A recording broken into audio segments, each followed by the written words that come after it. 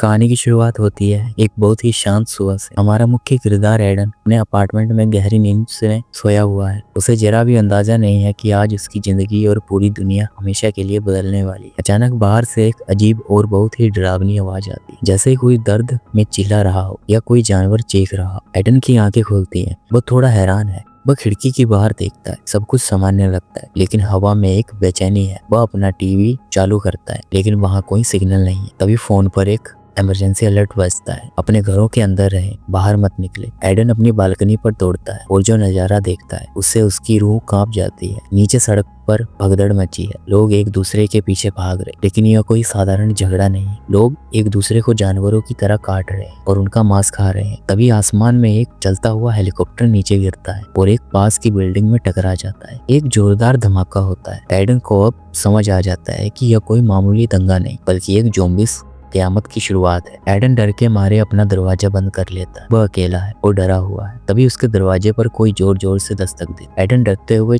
छेद से देखता है। उसका पड़ोसी बाहर खड़ा है, जो घबराया हुआ है और अंदर जाने की भीख मांग रहा है। वह कहता है कि एडन प्लीज मुझे अंदर ले लो, मैं ठीक हूँ। एडन उसे अंदर आने देता है, लेकिन जैसे ही पड़ोसी अंदर आता है, एडन की नजर उसके गले पर पड़ती है। वहाँ एक गहरा काटने का निशान, व्हाइट मार्क है। पड़ोसी कहता है कि वह ठीक है, लेकिन धीरे धीरे उसका शरीर कांपने लगता है। उसकी आंखें सफेद होने लगती हैं और उसके मुंह से खून निकलने लगता है। एडन समझ जाता है कि वह उसका पड़ोसी इंसान नहीं रहा। एडन हिम्मत जुटाता है और उसे बाथरूम की तरफ धकेलता है। जब ज़ॉम्बी बन चुका पड़ोसी बाहर निकलता है तो एडन उसे घर से बाहर निकालने में कामयाब हो जाता है। बाहर खड़े अन्य ज़ॉम्बी उस पड़ोसी पर ऐसे टूट पड़ते हैं जैसे भूखे शेर शिकार पर टूटते हैं। यह देखकर एडन का कलेजा मुंह को आ जाता है। वो दरवाजा बंद करता है और उसके पीछे भारी सामान लगा देता है। अब दिन बीतने लगते हैं। एडन पूरी तरह से थक चुका है। बिजली चली जाती है, नल से पानी नहीं आता। उसके पास जो थोड़ा बहुत खाना था वह खत्म होने के कगार पर है।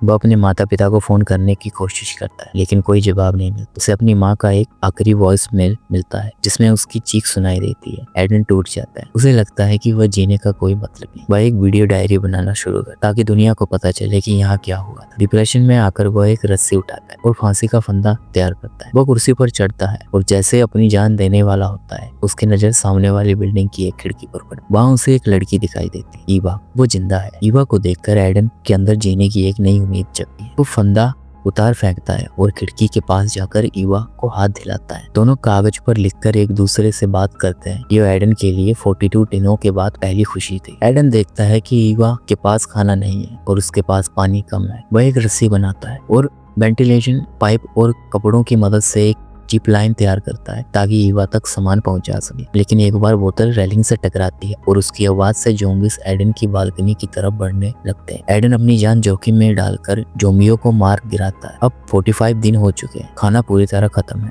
एडन को पता चलता है कि अगर वह बाहर नहीं निकला तो भूख से मर जाएगा। वह अपने मरे हुए पड़ोसी के अपार्टमेंट में जाने का फैसला। वहाँ उसे लाश बनने का नाटक करना पड़ा, ताकि ज़ॉम्बीज़ उसे पहचान न सके। यह सीन बहुत ही सांसें रोक देने वाला। पड़ोसी के घर में उसे ढेर सारा डिब्बाबंद खाना और 2 बकेटों के मिलते हैं। अब एडन और ईवा एक दूसरे की आवाज सुन सकते हैं। बातचीत करते हुए एडन को पता चलता है कि ईवा के घर में ज़ॉम्बीज़ घुसने की कोशिश कर रहे हैं। उससे बचने के लिए एडन वेंटिलेशन डक्ट का इस्तेमाल करता है। रास्ते में वह एक दूसरे अपार्टमेंट में घुस जाता है, जहां उसे एक बूढ़ा आदमी मिलता है। वह आदमी पहले तो बहुत दयालु लगता है। वह एडन को खाना देता है, लेकिन जैसे ही एडन जाने लगता है, वह आदमी उसे बेहोश कर देता है। जब एडन की आंखें खुलती हैं, वह एक कमरे में बंद है। बूढ़ा आदमी बताता है कि पास के कमरे में पत्नी है मेरी, जो ज़ॉम्बी बन चुकी है। वह आदमी अपनी पत्नी को जिंदा मांस खिला रहा, ताकि वह उसे अपने पास रख सके। अब वह एडन को अपनी पत्नी का भोजन बनाना चाहता है। एडन अपनी पूरी ताकत लगाता है, रस्सियां तोड़ता है और उसे बूढ़े आदमी को ही उसकी ज़ॉम्बी पत्नी के सामने धकेल देता है। एडन वहां से भाग निकलता है। एडन ईवा के पास पहुंचता है। वहां सैकड़ों ज़ॉम्बीज़ हैं। दोनों मिलकर सीढ़ियों से भागते हैं। एडन एक बेसबॉल बैट से ज़ॉम्बियों का सिर फोड़ता हुआ आगे बढ़ता है। वे छत की ओर भागते हैं,